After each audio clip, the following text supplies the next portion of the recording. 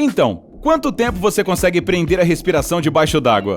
Aposto que não tanto quanto o espanhol Alex Segura Vendrell. Profissional de mergulho livre, ele ficou sem respirar por 24 minutos e 4 segundos. E eu simplesmente não consigo entender esse fato. Mas isso me fez pensar, as pessoas poderiam viver debaixo d'água? Pensando sobre isso, viver submerso teria muitas vantagens. Por exemplo, furacões e tsunamis não seriam mais perigosos. Em uma casa em águas profundas, nem sentiríamos as ondas furiosas. As pessoas não precisariam mais de aquários, com peixes nadando por toda parte. Também não haveria necessidade de uma piscina para dar uma festa à beira dela. Os convidados teriam mais espaço e daria para brincar de esconde-esconde entre os corais. Falando mais sério, as pessoas infelizmente não são projetadas para viver submersas.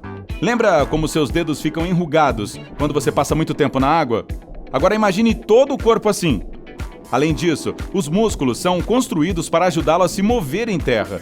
É por isso que, se você passasse todo o seu tempo debaixo d'água, eles se atrofiariam e você ficaria incrivelmente fraco.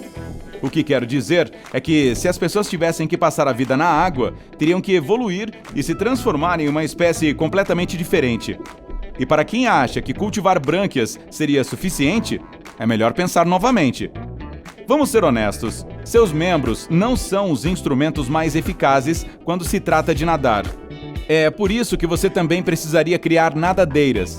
E lembre que não tem pelos no corpo ou gordura corporal suficientes para permanecer na água por um longo tempo e não sofrer hipotermia. Então, você provavelmente precisaria de escamas. Além disso, se decidisse morar em um lago ou rio, não seria capaz de ver claramente porque a água não seria tão transparente. Mesmo se você escolhesse o oceano como sua nova casa, teria o mesmo problema. Sim, mais perto da superfície do oceano, a água é muito mais clara do que em qualquer lago. E suas brânquias lhe forneceriam oxigênio, o que impediria de desmaiar à medida que fosse mais para a profundeza. Mas a uma profundidade de 198 metros, já seria muito escuro para ver qualquer coisa. E não se esqueça da pressão da água. Digamos que você decidisse evitar esses problemas completamente e se instalasse em águas rasas, onde não precisaria de espaço aéreo pressurizado. Mas então, como se comunicaria com as pessoas ao seu redor? Seus ouvidos e olhos estão se desenvolvendo há milhares de anos para trabalhar ao ar livre. É por isso que a comunicação subaquática seria um grande desafio. Você seria capaz de falar se economizasse um pouco de ar nos pulmões. Mais cedo ou mais tarde, não conseguiria fazer suas cordas vocais vibrarem, produzindo som. Os eletrônicos não funcionariam debaixo d'água, o que você provavelmente sabe se já deixou seu celular cair no vaso sanitário. Eu já! Isso significa que precisaria se comunicar com a ajuda da linguagem de sinais. Mas acho que a escuridão, junto com a água turva, dificultaria a comunicação. Além disso, já tentou comer um cachorro quente no fundo de um rio? Sim? Conte pra gente sobre isso nos comentários. Então, você sabe que comer debaixo d'água seria uma das coisas mais desafiadoras. E, finalmente, o maior órgão do seu corpo, ou seja, a sua pele, teria que passar pelo teste mais difícil. Voltando aos dedos enrugados, esse efeito é criado por pequenas bolhas de água que ficam presas entre as duas camadas da pele. E o mais chocante é que isso não acontece porque seu corpo absorve líquidos. Pelo contrário, é uma maneira particular de sua pele mudar para poder agarrar as coisas melhor quando está molhada. Em outras palavras, se os seus dedos não ficarem enrugados, eles ficarão muito escorregadios para você se agarrar a qualquer coisa. Esse mecanismo para manuseio parece legal, mas de fato não é. Os cientistas ainda não entendem completamente os motivos, mas quando você passa muito tempo na água, sua pele começa a se deteriorar. Isso significa desenvolver feridas e infecções até que eventualmente ela caia completamente. Portanto, se você vivesse debaixo d'água o tempo todo, precisaria substituir sua boa e velha pele por algo completamente diferente. No entanto, os cientistas não negam que um dia a genética possa ir tão longe a ponto de modificar os seres humanos para que eles possam viver debaixo d'água. Conte pra gente nos comentários abaixo qual modificação você esperaria que tivesse para viver submerso. Eu, definitivamente, queria brânquias. Mas espere, e se as pessoas não precisassem mudar? E se elas apenas se adaptassem às circunstâncias existentes? Atualmente, a ideia da colonização de Marte surge cada vez mais forte. Enquanto isso, as pessoas esquecem que o oceano está muito mais próximo e ainda mais habitável. E como a superfície do nosso planeta tem 71% de água e os oceanos têm mais de 96% de toda essa água, por que não torná-lo um novo lar para gerações futuras?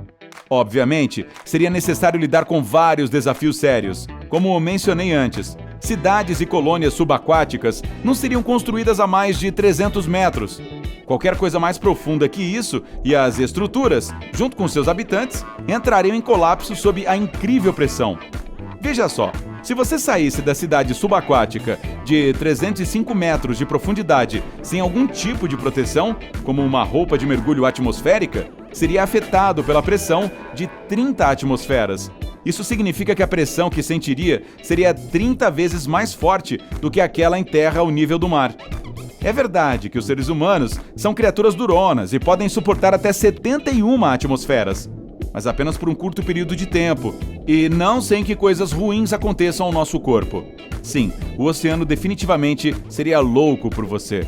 De qualquer forma, mesmo na profundidade de 305 metros, as paredes dos edifícios em uma cidade subaquática teriam que ser super grossas e enormes. Só assim, elas conseguiriam suportar a pressão da água e proteger as pessoas dentro.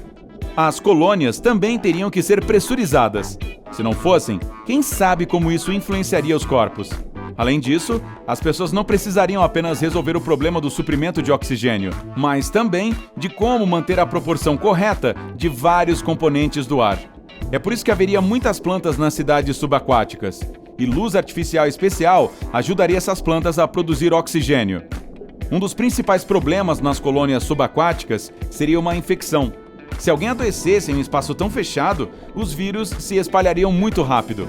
É por isso que as cidades seriam equipadas com enormes máquinas que filtram, limpam e desinfetam o ar interno. Mas, pelo menos, as colônias subaquáticas não sofrem com a falta de comida. Morando no fundo do oceano, você teria acesso a todos os frutos do mar que encontrar lá, e são muitos. As pessoas comeriam peixe fresco, marisco e tipos comestíveis de algas marinhas.